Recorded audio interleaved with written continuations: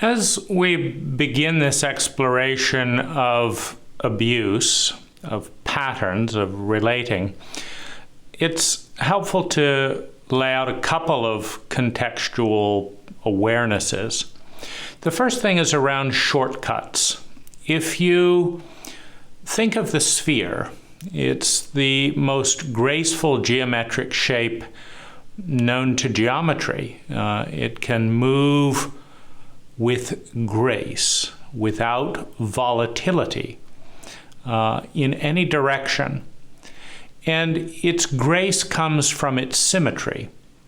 It comes from its equality. We use wheels for vehicles because of their circular nature, because triangular wheels would be tremendously bumpy.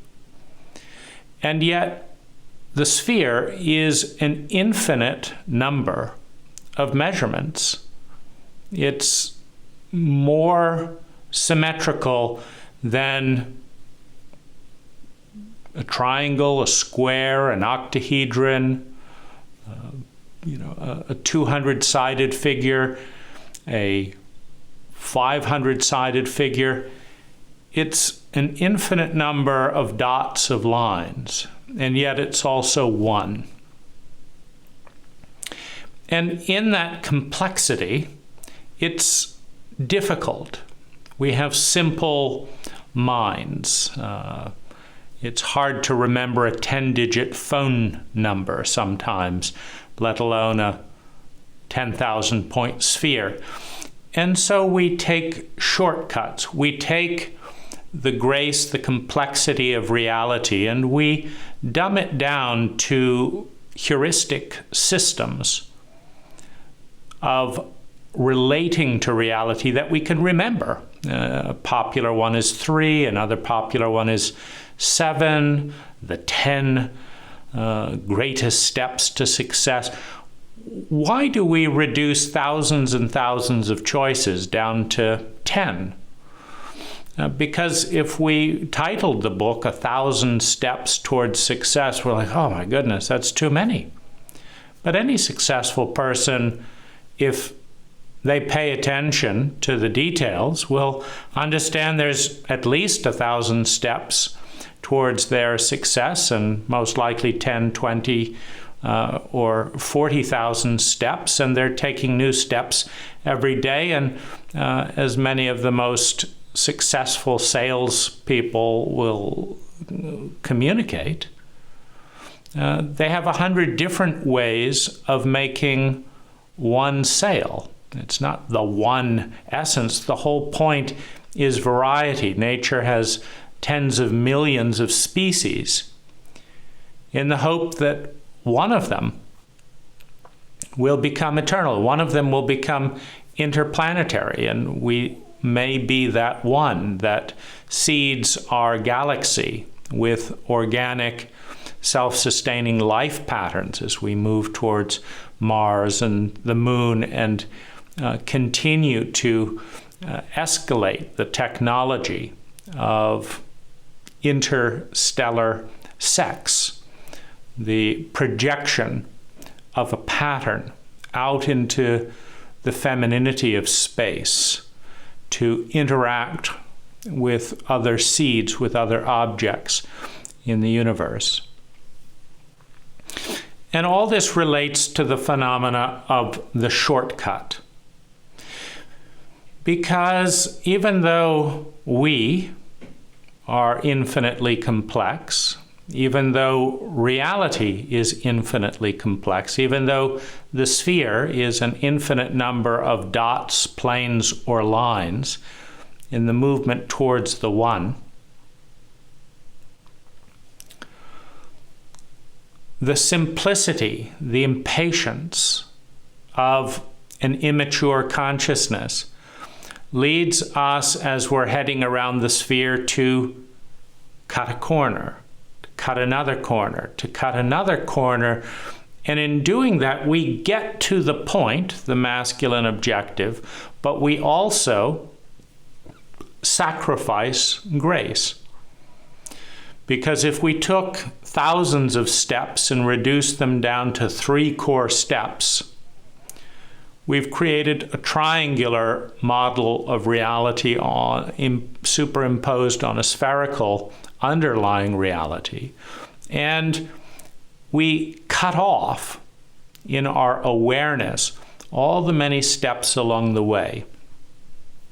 And the more steps that we cut out in our shortcut, the more we dishonor, disrespect. To respect is to see, spect, and respect to continue to see. And we cannot honor, adapt, and attune to that which we cannot see. What we do not honor, we violate, first in awareness and secondly in behavior. And what we violate, what we dishonor, we cause pain.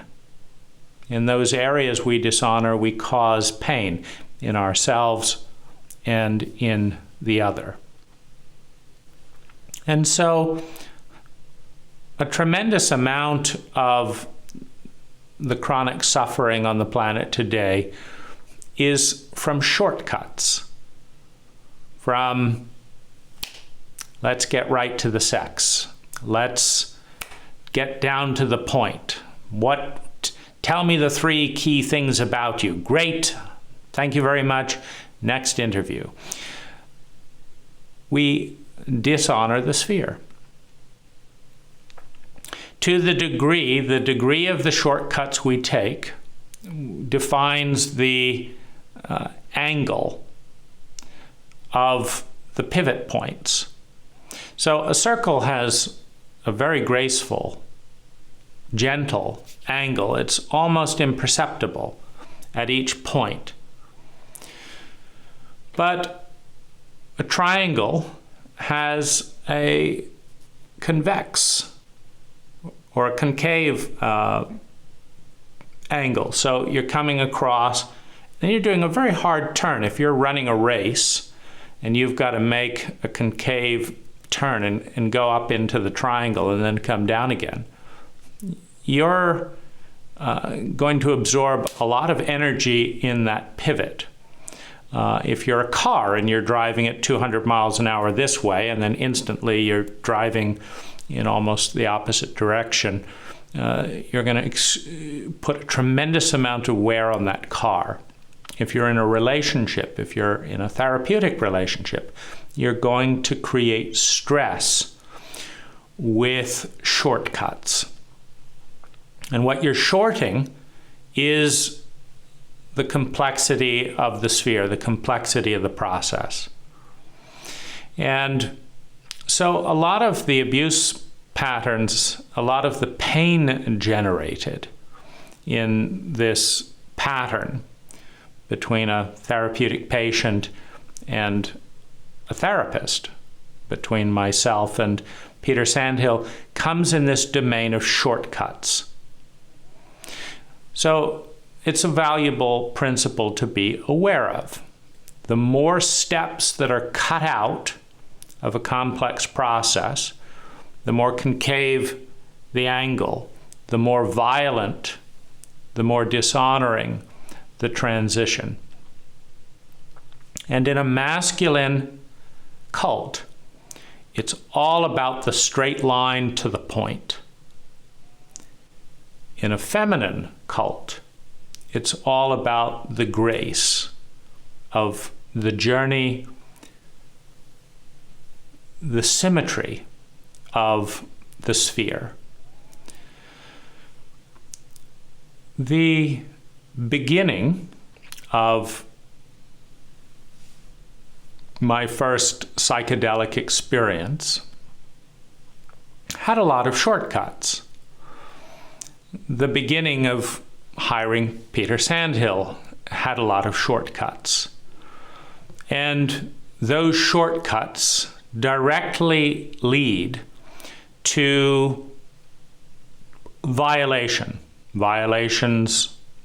of Peter Sandhill violating himself, violating or violations where Peter Sandhill violates me, violations where I violate myself, violations where I violate Peter Sandhill. There's a number of misconceptions about asymmetry. For example, it's commonly thought that men have more sexual partners than women.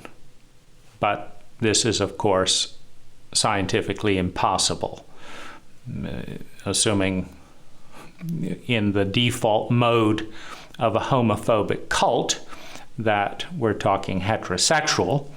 It's even more irrational to assume in homosexual relationships where you would say that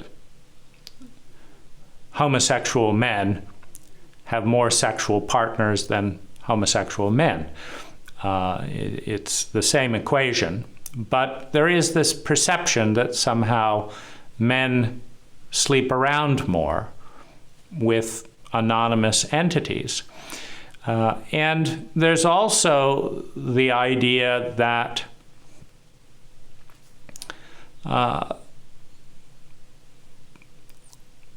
people can be victims of abuse without participating in the abuse.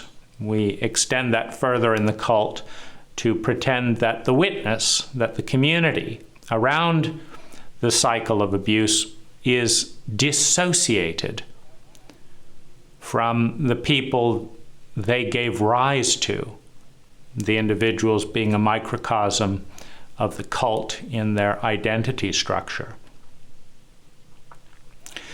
And so, while it's really important to make the distinction between a paid professional guide and a therapeutic patient, between a doctor and a hospital and the patient. I mean, if the doctor says you need to do this or you're going to die, and in most cases the patient has no idea what 20 cc's of Vicodin is, or that you're the doctor. And similarly with children and parents, there's a very important role for trust. If you cannot trust, you have tremendous inefficiencies in the system. You have tremendous failure in the system. And so it is imperative that those who exert influence in a leadership role earn the trust and don't take shortcuts. It's nevertheless important to be aware that in a cult of shortcuts, in a chauvinistic cult, it is as common for a therapeutic client or a patient to want to get to the point and take shortcuts and what are we doing here and let's move this along, as it is for the doctor or the therapist. And so the bias towards shortcuts, which just lead to a more and more bumpy and invisible drive, is a cult bias. And in many cases, for example, I'm a landscape designer, and I had an argument with my client today because he wanted to take a shortcut. And his shortcut, like so many others, is I don't want to think about these other things. Those will come later. I just want to focus on this one thing, a very masculine perspective. Naturally, he was a man, although we have plenty of over-masculine women in our cult. But he wanted to get to the point. He wanted to stay focused and do this one thing. And I said, that's a bad idea. And he said, well, let's just do it anyway. And I said, well, let me explain to you the consequences of doing it. We're going to have to take all these plants out because you've run your lawn in this straight line right up to them. And you want a layered effect. All the photos you've showed me are layered plantings. So we have to have a 6 to 12 inch plant, then we have to have a 1 to 3 foot plant, and then we have the plants that are there. Now, to get that layered look and not consider whether or not to change this lawn edge, you're going to need to take out all these nice mature shrubs and put new shrubs 2 or 3 feet back so that you can have the layered effect that you want. And finally he conceded, okay, we'll look at the whole picture and attune to it. But that takes some delicacy in our cult. It's not an appreciated value in many cases to have a synergistic whole, where you begin with the whole and move down into the parts, rather than begin with the part and then another part and then another part. And then they don't really coordinate all that well, and we get the typical hodgepodge of the standard homeowner landscape. So it's the professional's job, it's my job in this case, to make sure that he doesn't spend money to get a poor effect. He doesn't get a low return on investment because he doesn't know what he's doing and doesn't know that he doesn't know what he's doing, and pushes from a place of ignorance. Ironically, he was a landscape architect for a period of time, but who said university helps you avoid all common mistakes. So nonetheless, it's the professional's job to see that the client comes out well.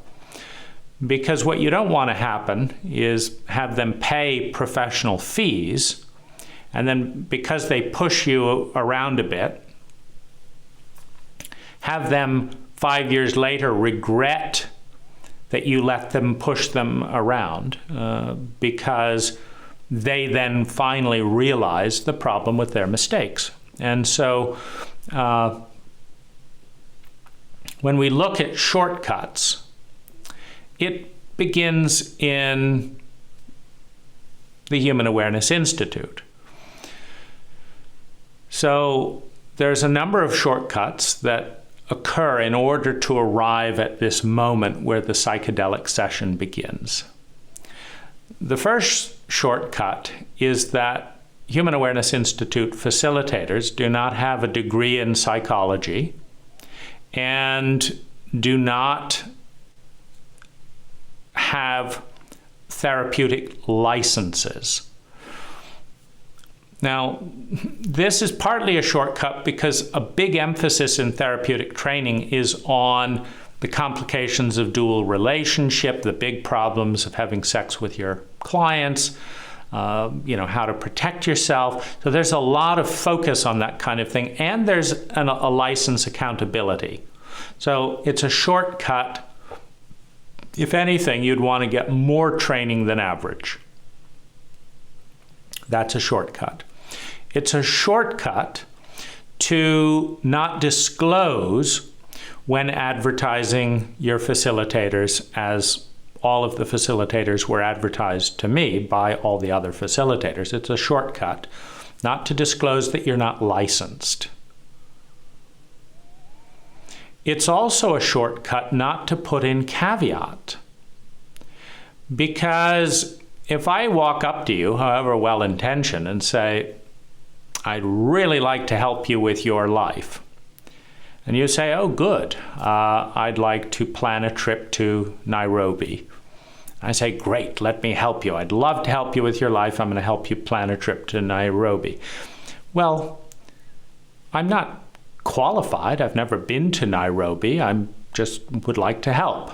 And I am very likely to waste your time. And if you're paying me for my help, then I'm going to make things worse. Now, that's an obvious example, but it turns out that the Human Awareness Institute facilitators are not good at responding to sexual abuse. Certainly when they sexually abuse their clients, they're not good at responding to that. But they're also not good at responding to sexual abuse in the community. They don't have competent database training on that.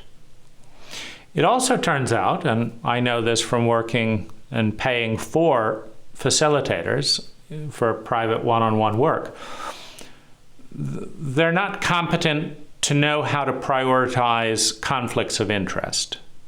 So this is how Sarah Sandhill could, with a straight face, and she meant it, explain to me that she would always put siding with her husband ahead of her therapeutic patient, which I paid Sarah Sandhill to be my therapist. It was one of my first engagements with High.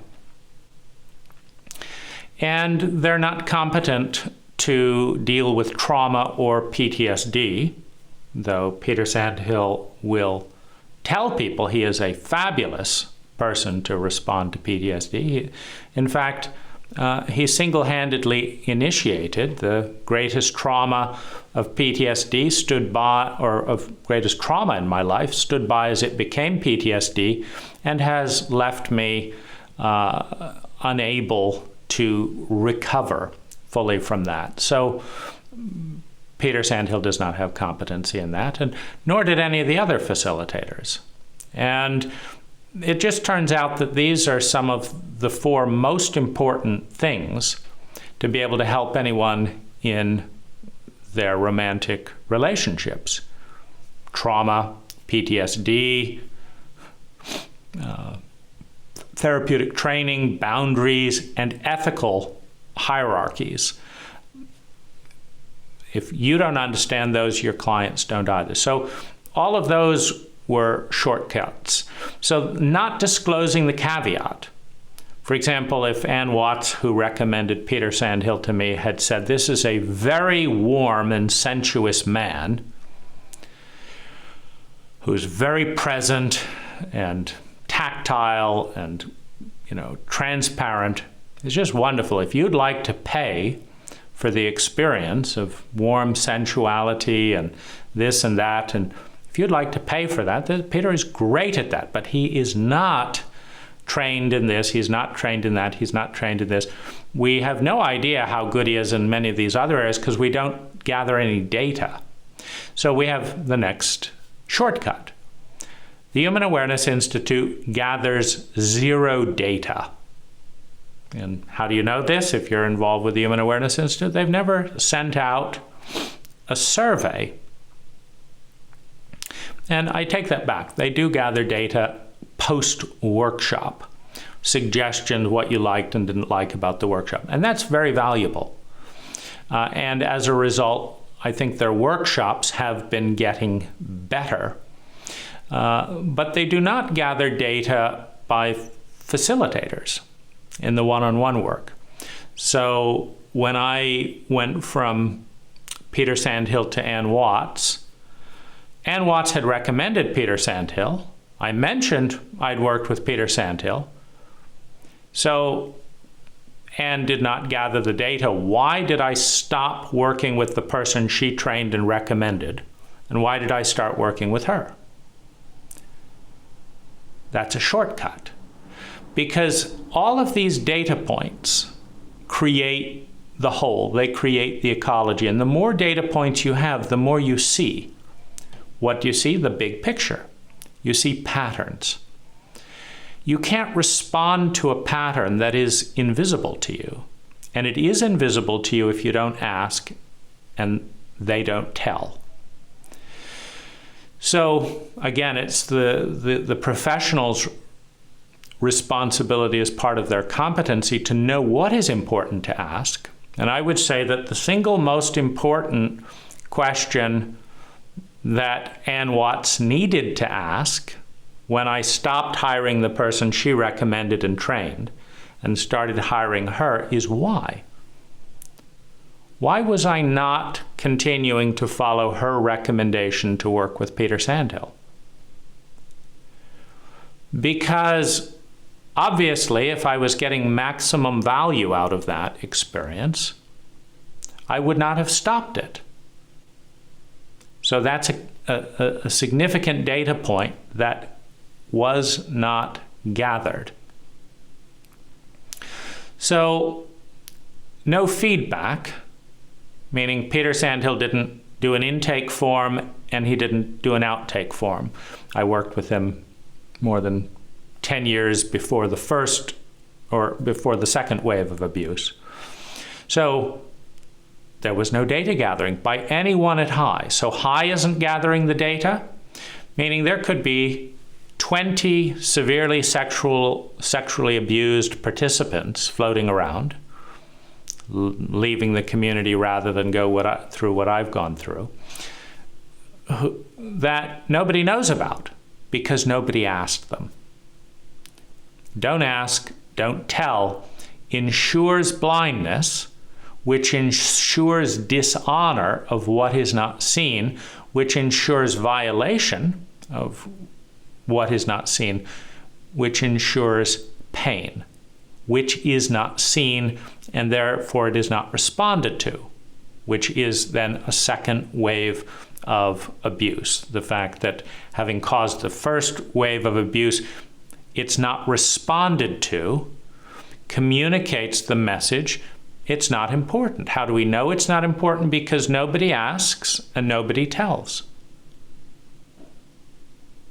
You know it's important because it's not on anyone's radar. And in fact, it's buried and covered up, in this case, by Peter Sandhill. So we have a lot of shortcuts kind of coming in. And, having done 30 workshops at High, I can talk about a few shortcuts in the workshops. Now, one of the big shortcuts that I asked Jason Weston and others to try and address with like a 9-day workshop was that, having been through 30 workshops, I can tell you that at least 20% of the participants are managing to get through a 2.5-day event with a perform, bury, let's see what happens and I'll get through this mode. Because anyone can do that for 2.5 days. If something starts to agitate you, you can say it's only 2.5 days and not bring it up. You can't do that for 9 days, and you certainly can't do that in a marriage. And so there are a tremendous amount of things in the workshop that there is no time to discuss because they're packed into, let's get to as much sex and experience as possible in 2.5 days. They're packed in there. There's no time to unpack many of the most significant patterns and experiences that people are having, number one.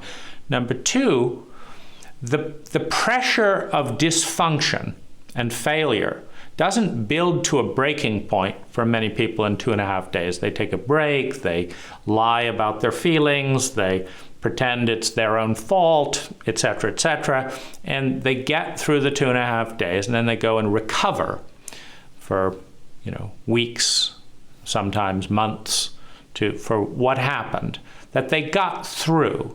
And I'm not talking about everyone. I'm talking about at least 20% of people. And I know this because they tell me. How was the workshop? What do you think about this? Well, I'm really not comfortable with this, and really, well, should we talk about that? Do you want to bring that up? Should we go see a facilitator? No, I don't want to talk about it. I'll just see what happens. It's an experiment. And I see them putting on a face in the group. So they're then pretending their role, the popular role, right? We're all a team player, etc. So this friction is not, it doesn't get addressed, both for time constraints which are synthetic, meaning if you put so much important stuff into 2.5 days rather than 9 days, you've got time constraints. If you do 100 people rather than 30 people, you've got 3 times more time constraints for people to share and all of that. So you've got time constraints by volume, you've got time constraints by just compression. But the bottom line is there's a lot of stuff that I experienced and that others experience that doesn't get dealt with, and people motor through it or cope through it. And then it's done, and there's no time to really sort it out. So that's a shortcut. It's also a blind spot. And it's a blind spot we appreciate in some cases, like, wow, I got through all that in just a weekend. Aren't I great? The chauvinism of getting there rather than going thoroughly through the steps, particularly in a feminine domain like human relationships. It seems really efficient. You know, it's very much like the tourist who wants to, see the Statue of Liberty, then fly to, Vegas and do this, and the next day they're over there, and I got it all done in, 5 days. But you took a shortcut. You didn't get it all done. You've just compressed a whole culture into a few little snapshots. And you've cheated yourself and others of the more in-depth journey. But it is viewed as, we like busy people who get a lot done in very little time. We've decided that that's a status symbol, and so that view looks at this type of thing and sees it very constructively, but it doesn't see the cost because there's no time managing it that constructively. Some of the tremendously big shortcuts in the workshops that I've attended include no clear definition of what love is, no clear definition of what abuse is, no clear definition of what sexual abuse is, no clear definition of what trauma is, no clear definition about PTSD, no statistics about the problems people experience in the community, no statistics about the problems people experience working with different facilitators, no statistics about the successes in the community. How many people are in a sustainable long-term relationship? How long does the average threesome last within the high community? Meaning of all the people that discovered polyamory and think it's this wonderful thing and dive into a threesome, and let's say there have been 10,000 of those amongst the 40,000 participants who came through, and what's the average duration of a threesome coming out of the Human Awareness Institute protocol? And the protocol exists of not really discussing it, but people see other people doing it in the workshop, so they give it a try. Every single one of my minglings in that direction within the high community, as an example, ended badly. So that's 100% failure rate in my case.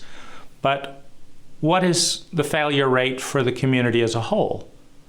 And what's the difference? What are the differentiating data points between those that for whom that works very well? For example, I know one data point, because it relates to myself, is that if you have childhood attachment disorder, meaning if you have a very difficult time forming a secure attachment with another human being because you could not form a secure emotional attachment with either one of your parents because they were terrified of feelings and punished you if you engaged emotionally, it is a nightmare to try and add the complexity of more than one partner with someone in that condition. Now, that condition, amongst many other things, there's never any awareness in it. A very big shortcut also is the distinctions of abuse of power and why. Why is it that it's abusive for a 54-year-old billionaire to date a poor 19-year-old who's desperately trying to survive and comes from an abusive household and has no place to fall back on? Why is that relationship got a tremendous probability of ending badly for that girl, and perhaps both of them? Why? What's the mechanics of asymmetry? So that's not covered either. Now, amongst the tremendous shortcuts that are not covered, perhaps the most significant one is acknowledgement of that fact. Because it's a very different experience. It leads to a very different result. To tell someone we're covering 5% of the data you're going to need to deal with to have a 90+% odds of having a successful, predictable, sustainable, healthy win-win relationship.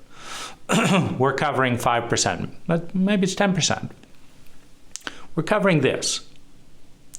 But you need the other 90%. And we don't cover that. But these books do, these workshops do, these therapists do, these documentaries do. And you're going to need to spend quality time honoring your feminine self to go from the point where we're going to leave you all the way over to here to fill in the other 100% of basic data, just basic data, that you're going to need to predictably, I'm not talking about the 2% success rate in the American cult. What's the 2% success rate? Well, I had 100 lovers around the world before I figured out how to have a sustainable marriage. I'm now in that. But, so what, 1 in 100? That's not, and there's nothing masterful about that. If you're a pilot and every 100 planes you take off with, you manage to land one, and the others just you eject out in the ocean and 200 million blows up off the coast and in the water, and you say, wow, all I have to do is fly 100 planes and you should see, hey, the way I land that last one. This isn't competence. We don't let pilots take off in planes with a 1% odds of landing. But if you go on 100 dates, if you explore 100 relationships in our cult, you've got a 1, maybe 2% odds of ending up in a healthy, sustainable relationship. Just because you got married doesn't mean it's healthy and sustainable. It could be tremendously toxic. It's just the best you knew how to do.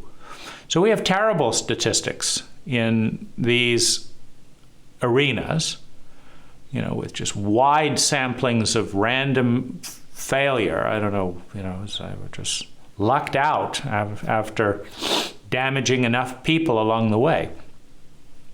This is not competence. And you know that you don't have a competent training manual when you've got those terrible odds.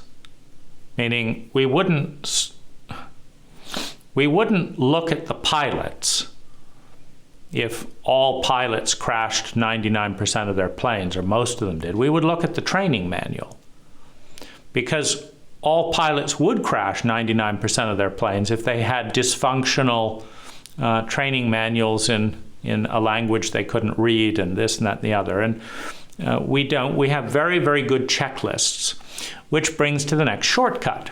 Because the next shortcut, after a very good long cut, meaning this is, we need to honor the areas that the Human Awareness Institute has added steps to the typical tragedy of the American romance, which is the safe sex conversation. It's a beautiful conversation in physical terms. What, where, how, why, STD checks, positions, boundaries. It's great on the external, as one would expect in a chauvinist cult. Where it's mind-numbingly absent, where it takes a huge shortcut, is, okay, we've had our safe sex conversation. I'm attracted to you. You're attracted to me.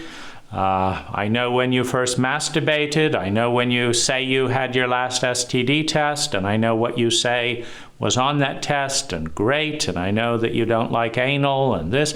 Okay, wonderful. Very good. Let's have sex. Well, here's what you don't know about me or your partner after the safe sex conversation. You don't know about their attachment template. You don't know about their traumatic history. You don't know about their coping mechanisms. You don't know what they're an addict to. You don't know their cycle of addiction. You don't know the last 5 relationships, the recurring patterns that came up in at least 3 of those relationships that were highly destructive. You don't know the patterns that they want to have in their next relationship but don't know how to have, or they would have done them in the last time. And you don't know what a good friend looks like to them. You don't know what courtesy looks like to them. You don't know what their deal breakers are. You don't know what a healthy container looks like. You don't know if they have PTSD. You don't know if they have dissociative personality. You don't necessarily know what their allergies are. You don't know how they are when they're drunk. You don't know if when they say yes, they mean yes or they mean no, and you don't know why those may have gotten cross-wired. You don't know what their love language is. You don't know if they're on the sensitivity spectrum.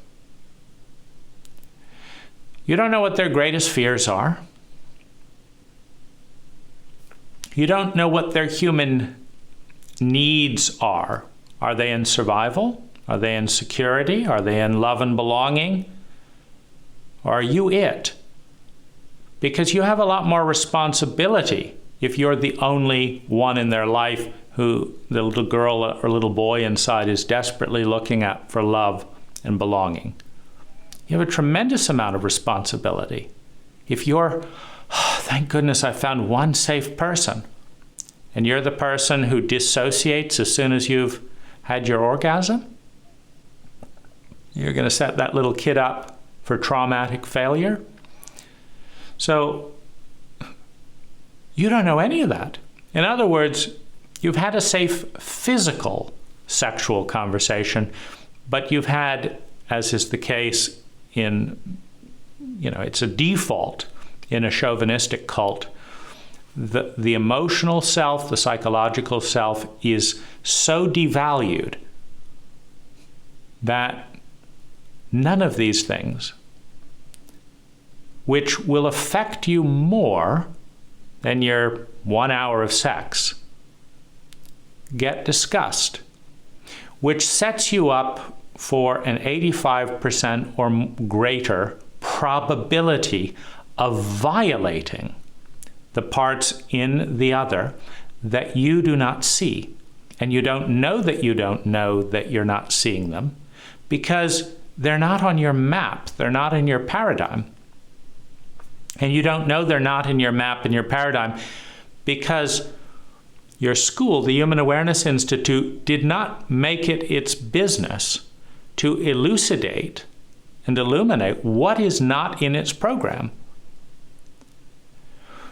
Now, in addition to not knowing what love is, not knowing what sexual abuse is, etc., all of this invisibility with all of its chauvinism, getting to the point, getting to the orgasm, the physical safe sex conversation, jumping right into intense physical proximity with minimal psychological data. And we're not just talking about your partner not knowing any of these things. Most of what I just told you would be in a healthy psychological, safe psychological sex conversation. I didn't know that I didn't know them after 30 workshops for high facilitator therapies, meaning therapy with 4 high facilitators, therapy with other facilitators. It's not just high. Time with 100 lovers. I did not know that I did not know these things. Now, I knew there was something terribly wrong, and I started, of course, to do the famous 12-hour conversation.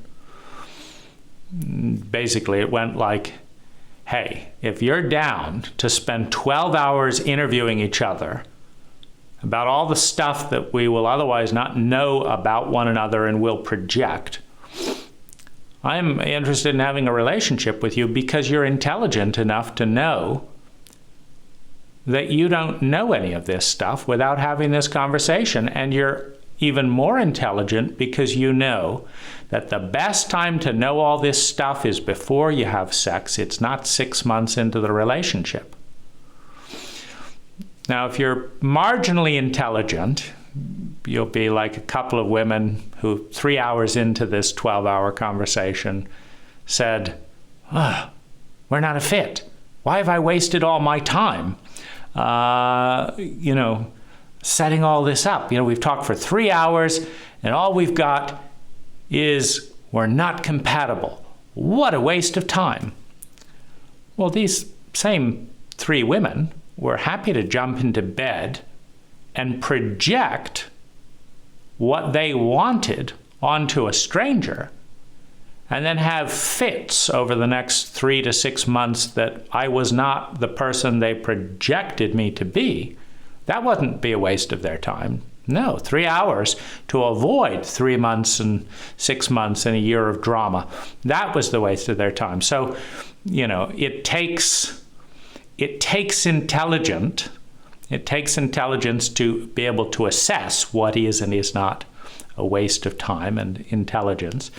But nevertheless, I did grasp that a lot of this was really important to understand because I got tired of not having any conversation with women who would jump into bed, who would then be furious that I wasn't the person they imagined a sheer stranger to be, and then proceeded to punish me for their mistake in having all these expectations they would not and did not communicate.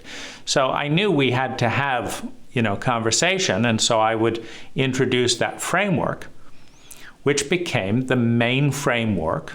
And this is why I say we can't lay all this on high.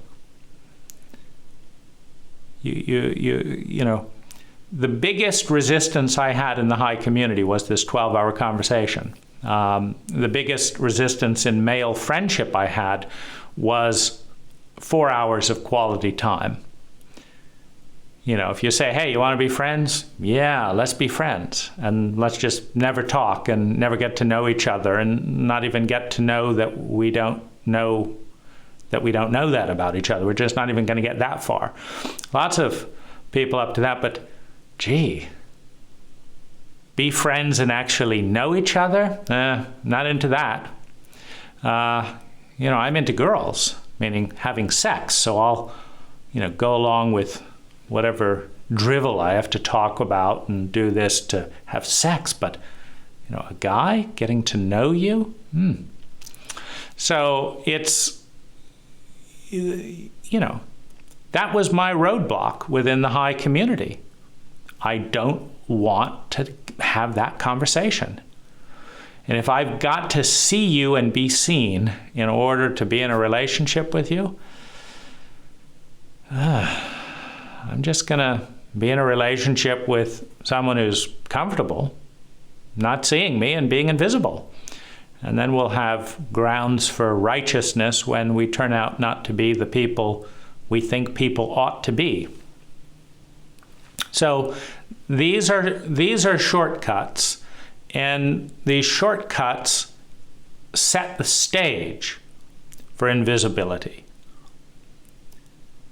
Meaning there was a tremendous amount of shortcuts that I took. You see, because obviously I believed the Human Awareness Institute facilitators when they kept saying, we're committed to a world where everyone wins. Well, obviously that included me. I was in the world. And this is the room of love that we will not define. So whatever happens in this room is love, because it's the room of love. Then you actually make it worse, because you've defined abuse as love, which buries it deeper. You haven't defined abuse, you haven't defined love, but you've said this is the room of love in which you are being abused. And now you can't deal with the abuse because there is no abuse, because the abuse has been relabeled as love. The arsenic that you're drinking, if you learn that arsenic is toxic, you keep drinking the arsenic because someone scratched off the label and put love. So you're drinking arsenic, but it's labeled love, and so you learn, oh, of course, arsenic is abusive, arsenic is toxic, but I'm not drinking arsenic. See right here on the label, it's love. And so these are some of the shortcuts, and of course I'm a participant in this. I didn't do due diligence to figure out, I didn't read a book on messed up therapists. I didn't go online and say, how many therapists abuse their patients? How do you tell a good therapist from a bad therapist? So you can see some of my chauvinism just default out of the cult. So-and-so says they're a good therapist? Of course they do.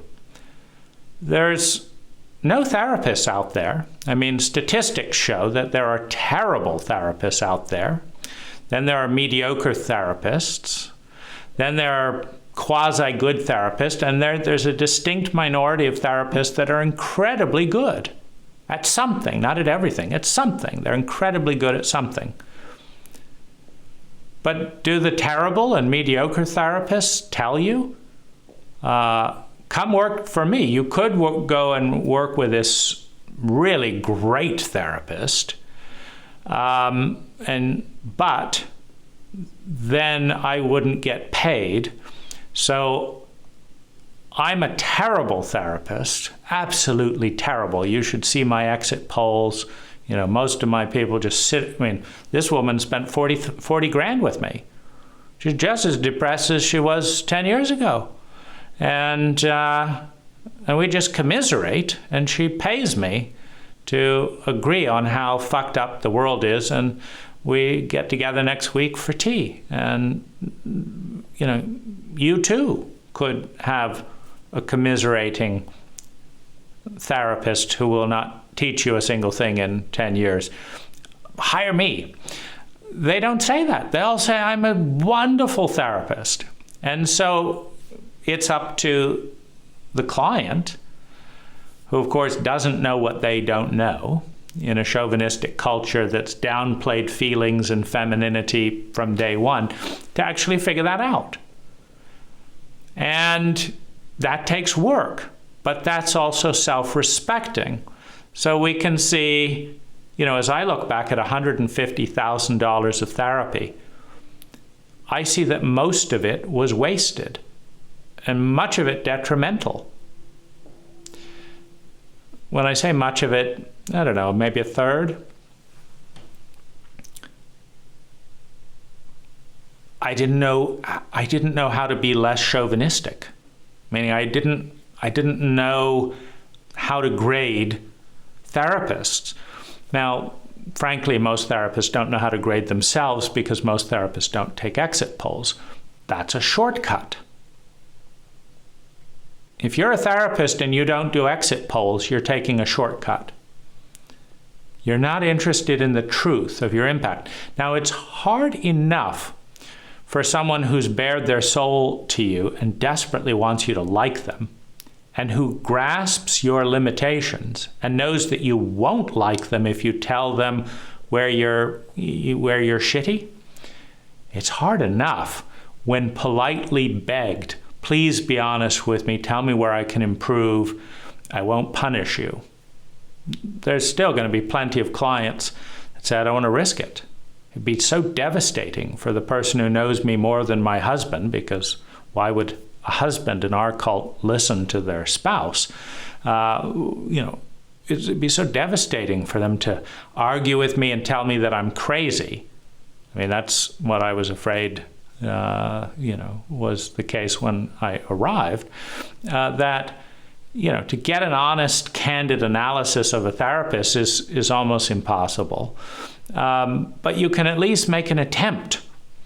And you could do a blind study, where we're not going to reveal your name, etc. But we need candid information. Give you a little story. I did a blind study on my past clients, all of whom paid their bill and thanked me for doing the work. But it turned out that only 78% recommended me. That there was a minority of people who didn't recommend me after doing their landscape. And I read all their comments. Some said I was too expensive. Others said I was too cheap. Some people said I was too serious. Some people said I was too intense. Some people said I wasn't very professional. Some people said just made up stuff. I had no idea what they were talking about. But so with all of my success, with all my success, meaning 95% of my jobs get done ahead of schedule. You know how many contractors manage that statistic? It's less than 1%. Every single one of my jobs comes in on budget. Again, how many contractors manage that? Less than 10%.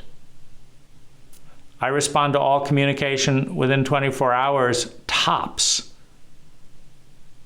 How many contractors do that? Very little. How many contractors have written a book? How many contractors try and encourage their clients to read the book? Less than 1%.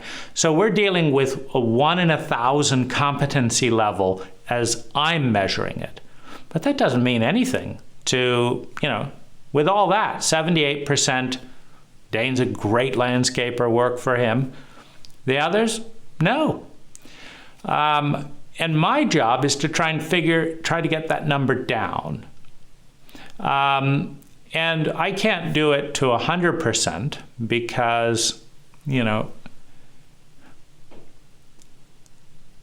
I need a partner who will collaborate. I do very well with competent, intelligent clients, but not everyone has their yeses and nos lined up. I remember the job where I took the client to the nursery. She selected the plants. I took them to the job site. I laid them out and she said they looked great. I put them in the ground and the plants she had selected were mostly succulents. And a week later, she wrote me a terrible review and she said, I hate succulents. I don't know why Dane planted all these succulents. And I wrote back to her in the review, I said, Wendy, you picked all of these plants at the nursery. I only picked from your selection.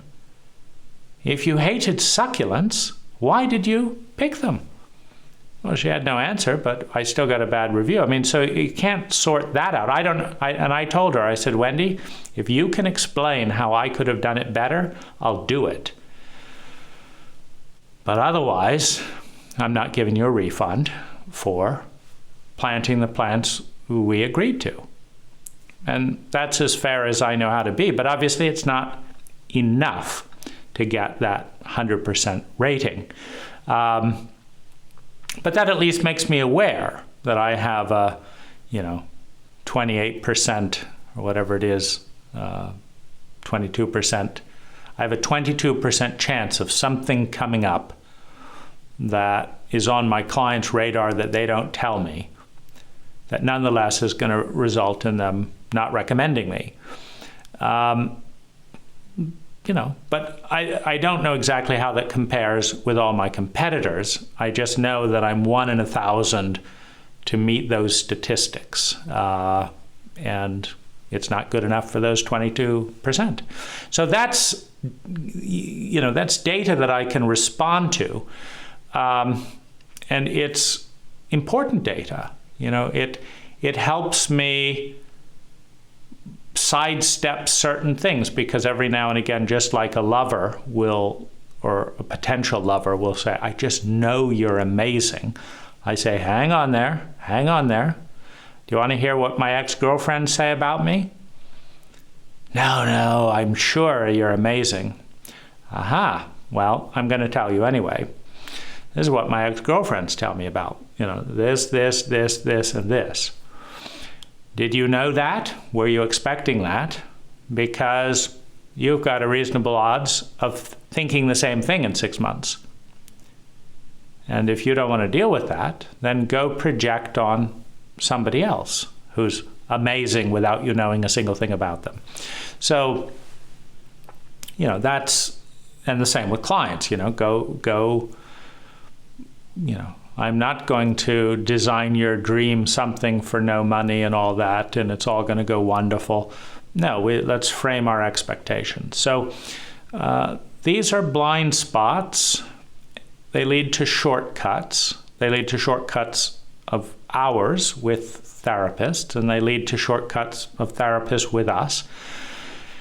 And the next therapist rarely doesn't do an intake form for the mistakes of the last therapist either, meaning I've worked with 40 healers and therapists and, the whole range of help.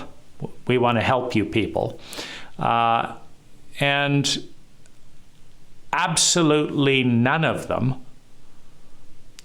do a good intake or a good outtake or address hardly any of these issues. Attachment dynamic comes into therapeutic relationships.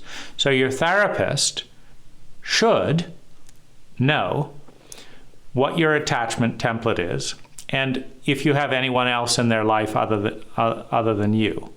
So at the time that Peter Sandhill reenacted an abandonment dynamic, he was really the only secure person in my life, and without asking a single question about attachment or understanding his impact, he proceeded to make it all about himself, which works if you're sociopathic and just out for the short-term gain, but it doesn't work in any long-term relationship. It's not about you, and it's never about you and your needs if you're the professional. Your job is to fully understand your client's needs and then assess if you are capable of meeting them, and then apologize to them and give them a refund if you cannot. And if you can, your job is to meet those needs. The job of the client is not to meet the therapist's needs. The patient with a broken arm arriving at the hospital should not be told Oh, I've got a date with my wife, I've got this and that and the other. Would you mind just developing a permanent lifetime scar because it would be convenient for you to just lay here unoperated on and we'll have a doctor come by in the next 2 weeks? No. The job of a doctor is to do what's best for the patient. And if they cannot do that, it is to refer the patient to another doctor, another therapist.